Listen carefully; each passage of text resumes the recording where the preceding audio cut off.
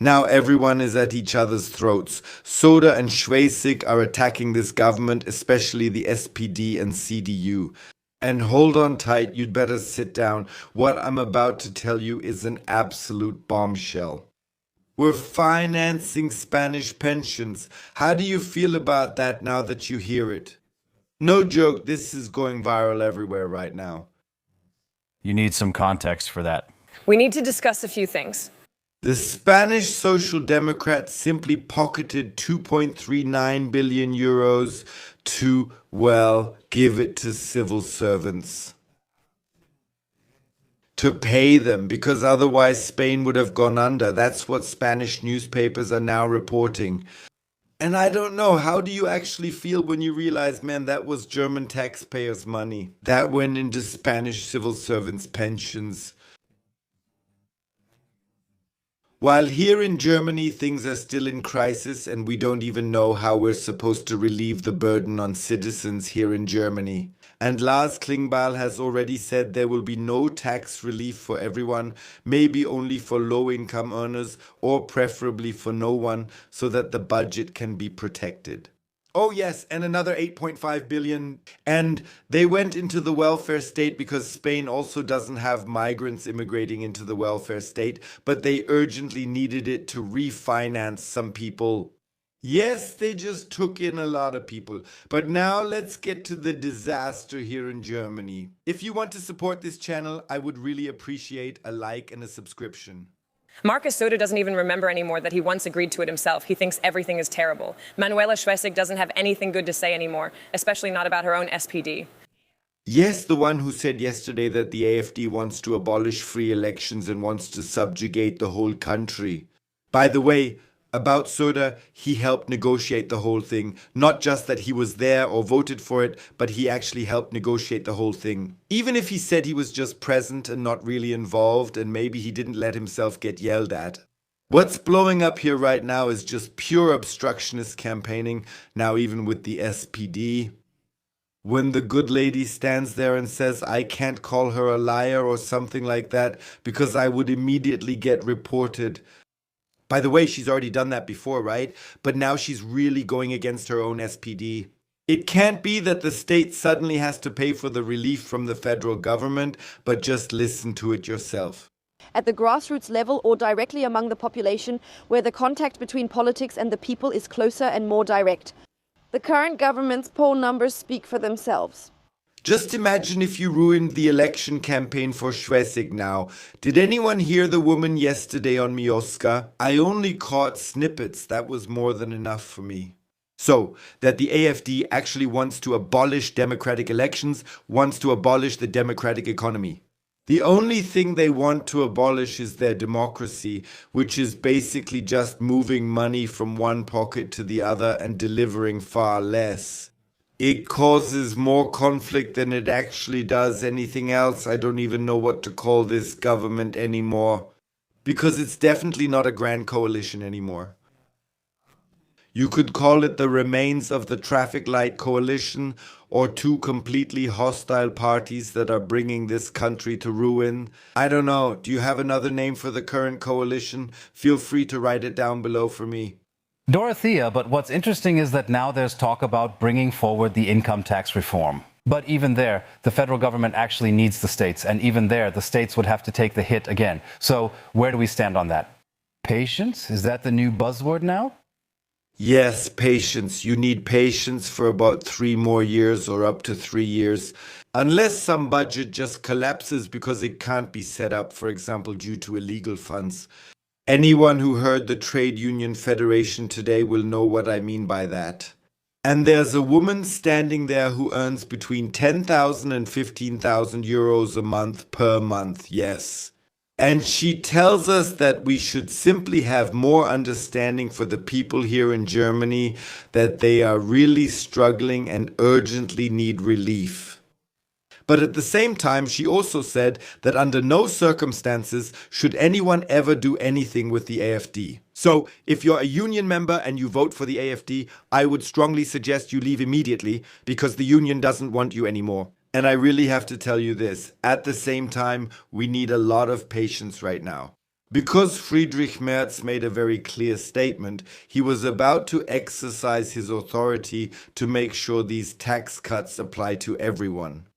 Not just for the poorest of the poor, but so that everyone here in Germany gets tax relief at the same time. And that's when the SPD completely went up in arms. Yes, because yesterday they released a statement saying that it would only affect the very, very rich. So, for example, this union representative. Oh, right, not her, because she's a union representative. She doesn't have to pay that. But for example, that the master craftsman is not affected by this if he earns about 70,000 euros a year. Yes, he is affected by the new tax on the rich. And the CDU says, at the latest, that's when we'll break up the coalition. That means here too, Lars Klingbeil has to come up with something else. But apart from tax the rich, he doesn't know anything else. Well, tax the rich. Last week marked 1 year of the CDU-SPD federal government, and then they just continue seamlessly with what they present, which is nothing at all. Then they even get reined in by the states. So, a warm welcome. We're not only supporting Spain with their pensions and social benefits, but we've reached a stage where this country is basically no longer governable. By the way, that's what I said back then about why you urgently need the CDU as a coalition partner after the federal election. Because at the latest in the Bundesrat, everything would be blocked as soon as they hear the word AfD. And now that's exactly what happened to the Chancellor. I would have thought of many things, but not that. The Bundesrat has made it clear again, we're not taking further action here.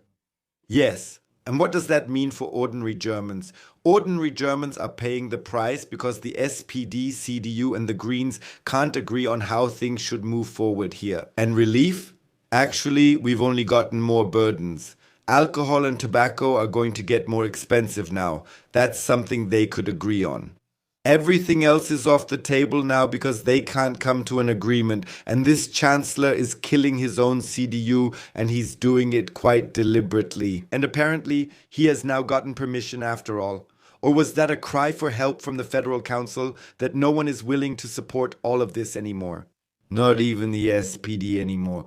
So Friedrich Merz, it's best if you end this chaos today. what kind of situation are we in right now? I'd actually like to say something positive about the federal government in difficult times. That sounds downright desperate, Thorsten. Yeah, it really is. I mean, that was a disaster.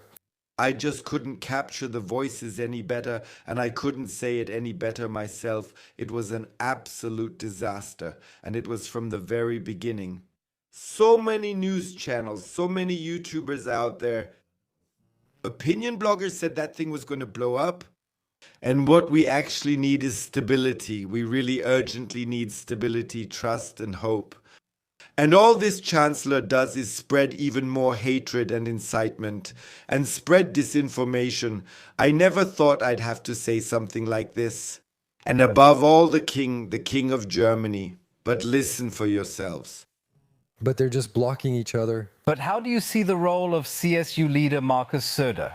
It's a bit surprising. First, at Villa Borsig, he goes along with all these compromises you just mentioned. On Friday in the Federal Council, he suddenly stands up as Bavarian minister-president saying, no, I can't support this. I spoke with the business community. Or was that perhaps Markus Söder's masterstroke? There are only 4 scenarios left for how this whole thing will continue. Scenario number 1, minority government. Scenario number 2, they simply look for a new coalition partner. And I don't even want to know what the whole thing will be. However, since there is a decision from the CDU, no to the right, no to the left. And the left won't. If they then need them to form a majority, Friedrich Merz will also be history. A new chancellor is also possible. Schmidt did it back then. So Helmut Schmidt just became chancellor after Willy Brandt resigned. And the last scenario, well, new elections. And I think they would plunge this country into unprecedented chaos at this point if the firewalls aren't there immediately. Scenario are dissolved. And for the new chancellor, only 2 people are even in the running. That's Hendrik Wüst, and at that point, nothing would work here anymore. Not because he wouldn't be a great chancellor, but because his preferred coalition is a CDU Green coalition, and since he's the second favorite politician, he might even team up with Boris Pistorius as vice chancellor. Or Markus Söder might come, and maybe this whole thing was a move to finally bring forth a Bavarian king, a Bavarian chancellor, under the leadership of Markus Söder. And then I say to all of you, God have mercy on you. But of course, sure, I could well imagine that this was the move, Germany's king killer, so to speak. That's why he fired back hard, even though he helped negotiate it.